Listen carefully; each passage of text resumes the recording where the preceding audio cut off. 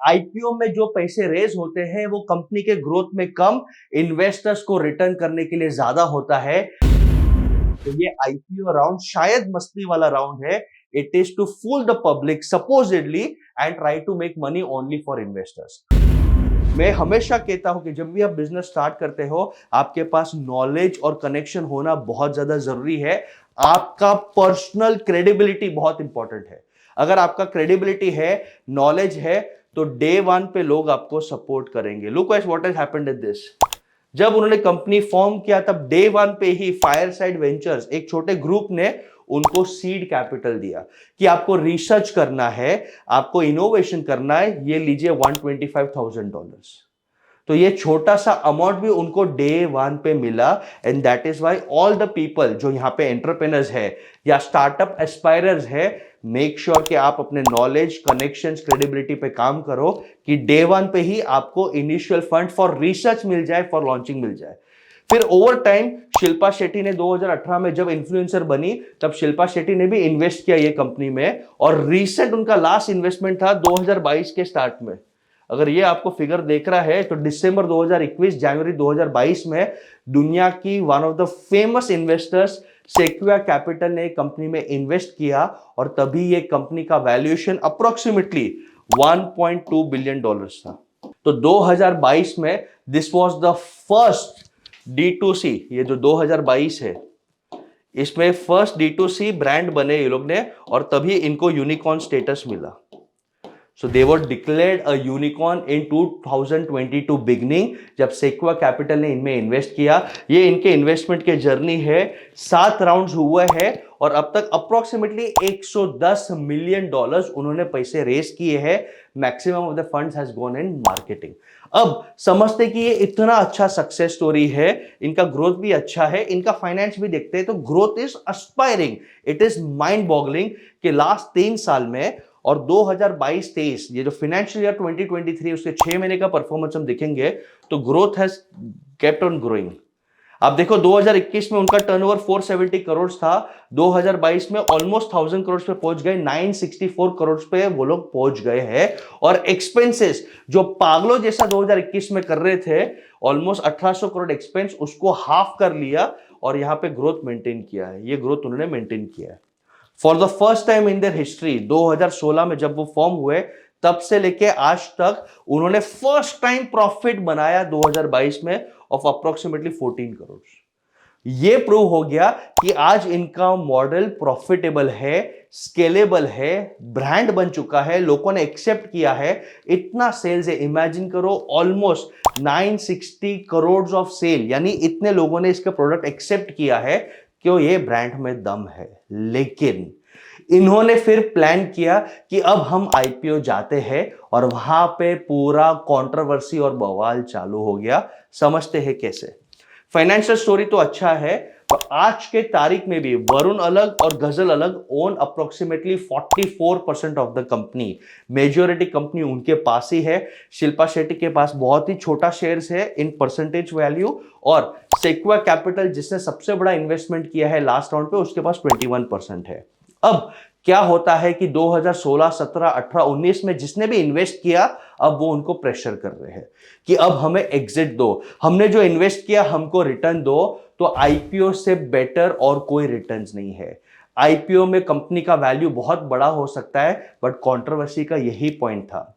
एक साल में जो उनका वैल्यूएशन $1.2 बिलियन था, आज as per the rumours, as per discussions on different reports and internet, कोई ऑफिशियल स्टेटमेंट नहीं है, मामा अर्थ ने सिर्फ DRHP, draft red herring prospectus, यानी approximate plan to launch an IPO SEBI के साथ रजिस्टर किया है, और उसमें कोई वैल्यूएशन का नंबर नहीं है। लेकिन मार्केट ने एक्सपेक्ट किया है कि वो लोग 24,000 करोड़ $3 बिलियन का वैल्यूएशन रेज कर रहे हैं। They are planning to raise 2,900 crore. ये अमाउंट प्रोस्पेक्टस में आपको मिल जाएगा कि 2,900 करोड़ हमको रेस करने का प्लान है, but at what valuation, markets are expecting at $3 billion. और यहां पे बवाल हो चुका है कि एक साल में ऐसा क्या हुआ कि 1.2 बिलियन से ये कंपनी 3 बिलियन तक पहुंच गया। 2.5 टाइम्स ग्रोथ क्या हुआ। फर्स्ट टाइम लाइफ में उन्होंने प्रॉफिट कमाया सिर्फ 14 करोड़ का। And this is where all the controversies, all the memes have started. आप इमेजिन करो, ये फ्रेश इश्यू, ये जो 2900 करोड़ का वो रेस करने वाले हैं, इसमें फ्रेश इश्यू यानी नए शेयर्स वो लोग इश्यू करेंगे 400 करोड़ के, यानी इतने शेयर्स वो लोग नया इश्यू करेंगे।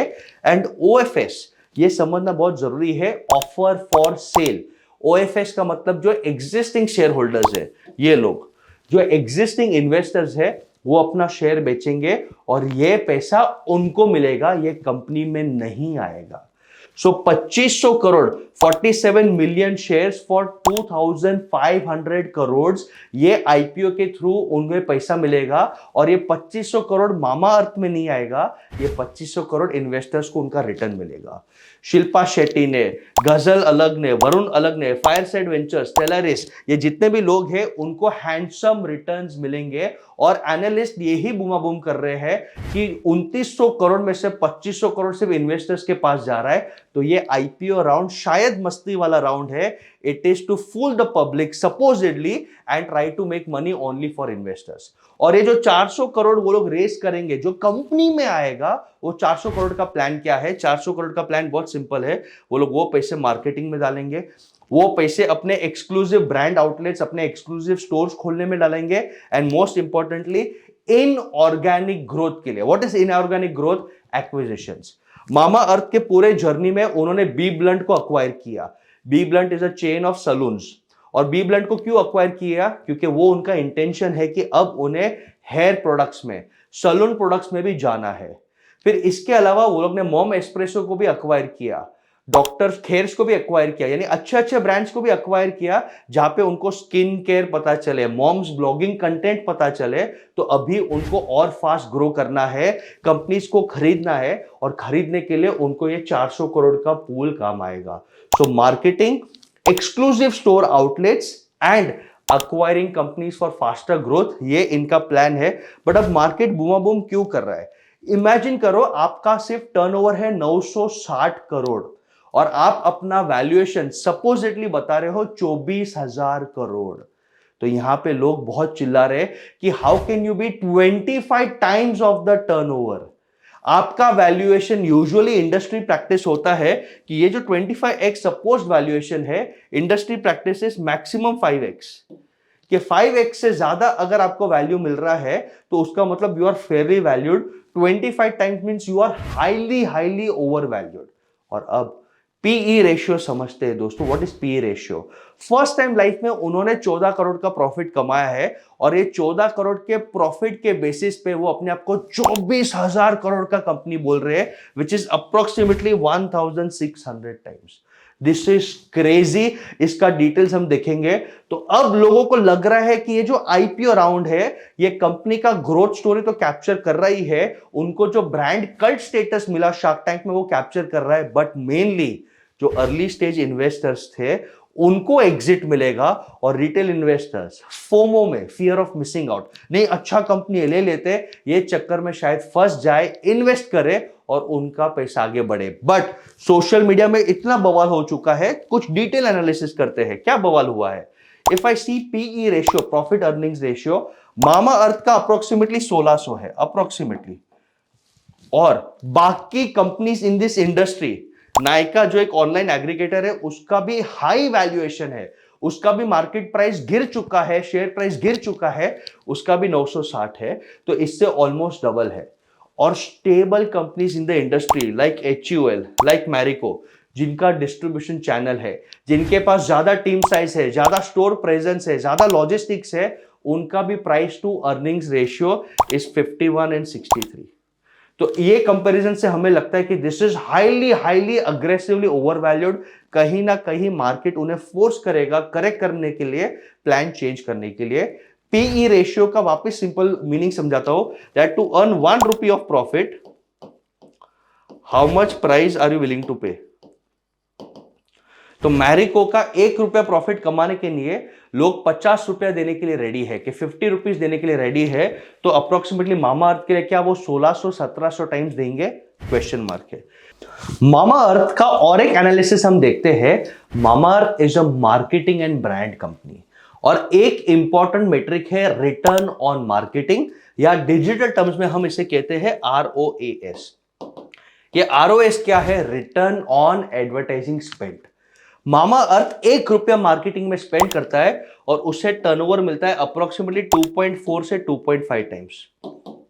तो ये बहुत ही अच्छा मेट्रिक है कि 2.4 से 2.5 टाइम्स उससे रिटर्न्स मिलता है। लेकिन इंडस्ट्री में जो एस्टैब्लिश्ड ऑनलाइन जायंट है नाइका, उसको मिलता है 7.9 times. Nykaa has a better marketing strategy, better execution strategy. और इंडस्ट्री जायंट्स है जो प्रोवन है, जैसे डाबर है या गोदरेज है, इनका ROAS return on advertising spend या मार्केटिंग स्पेंड 14 है। तो ये भी लोगों को कंसर्न आता है कि इतना मार्केटिंग अब ये कंपनी करेगा Mamaearth, but is the marketing efficient? अब नए जमाने में 2.4 2.5 का नहीं, 5 का, 6 का, 10 का लगेगा, तभी ये कंपनी एक्सेस प्रॉफिट जनरेट कर पाएगा और अपने छोटे छोटे रिटेल इन्वेस्टर्स को खुश कर पाएगा। तो very interesting spend. And last, अब लोगों की आंखें खोल चुकी है, लोगों को पता चल गया है, खास करके पेटीएम के बाद, पॉलिसी बाजार के बाद, जोमैटो के बाद, नाइका के बाद, कि IPO is the last valuation round. IPO में जो पैसे रेज होते हैं वो कंपनी के ग्रोथ में कम, इन्वेस्टर्स को रिटर्न करने के लिए ज्यादा होता है। आईपीओ में फोमो को यूज करके, ब्रांडिंग को यूज करके, फियर ऑफ मिसिंग आउट, नहीं मुझे लेना है, ये अच्छा शेयर है, इसमें मेरा लाइफ बन जाएगा, रिटेल इन्वेस्टर्स, छोटे छोटे इन्वेस्टर्स 25,000, 15,000, लाख रुपया भी इन्वेस्ट करते हैं एज अ फैमिली और उनको रिटर्न्स नहीं मिलता। 60% companies in the last year, 60% companies in the last year have lost the value. 60% companies. और हम कुछ फेमस नाम देखते हैं, कार्ट्रेट टेक 68% वैल्यू उसने लूज किया है आईपीओ में। उसका आईपीओ आया था अगस्त 2021 पे, लॉन्चिंग प्राइस था 1500, 9 जनवरी पे इसका प्राइस था 480 रुपीज। सबसे फेमस हम देख लेते हैं जोमैटो और उसके बाद पेटीएम देख लेते हैं। पेटीएम जब नवंबर में लॉन्च हुआ था 2021 में, ऑलमोस्ट 1560 का लिस्टिंग प्राइस था और आज 563 पे है, 64% डाउन। क्यों? क्योंकि क्रेजी वैल्यूएशन सस्टेन नहीं होता। जब आप लिस्ट होते हो, पब्लिक मार्केट्स में आते हो, तो हर क्वार्टर, हर महीने, हर साल आपको profit, operational profit, cash flow और रियल ग्रोथ दिखाना पड़ता है, ऑडिट्स होते हैं। तो आप इमेजिन करो कि लोगों ने पैसे लूज किए। जोमैटो में 125 का लिस्टिंग हुआ था, आज 56 पे है, 55% डाउन है। तो मेजर कंपनीज आप देखते हो 30, 40, 50, 60% वैल्यू खो चुके हैं। रिटेल इन्वेस्टर्स का ऑलरेडी लॉस हो चुका है, जिन्होंने आईपीओ में अप्लाई किया उनको हुआ है। तो अब रिटेल इन्वेस्टर्स भी अलर्ट हो चुके हैं कि ये जो वैल्यूएशन है ये सस्टेन नहीं होगा, क्योंकि हर क्वार्टर, हर साल, हर महीने प्रॉफिट दिखाना पड़ेगा, रियल ग्रोथ दिखाना पड़ेगा, ऑडिट्स होता है, कंप्लायंसेस होता है, and now people have become smart. So now the real question is, social media में इतना बवाल हो चुका है कि the Alaghs were forced to make a statement recently saying कि हमने $3 बिलियन का वैल्यूएशन कंफर्म नहीं किया है। वैल्यूएशन एक प्राइस डिस्कवरी है, जैसे हम बात करते जाएंगे हमको अप्रोक्सीमेट हमारा वैल्यूएशन मिलेगा, and they are trying to plan to launch in mid 2023। But मुझे लगता है कि ये आईपीओ प्लान अगर डिले करेंगे तो बेटर है। What are your thoughts on Mamaearth? Mamaearth का स्टोरी क्विकली रिकैप करते हैं। उनका इंसेप्शन बहुत ब्रिलियंट हुआ था because there was a need.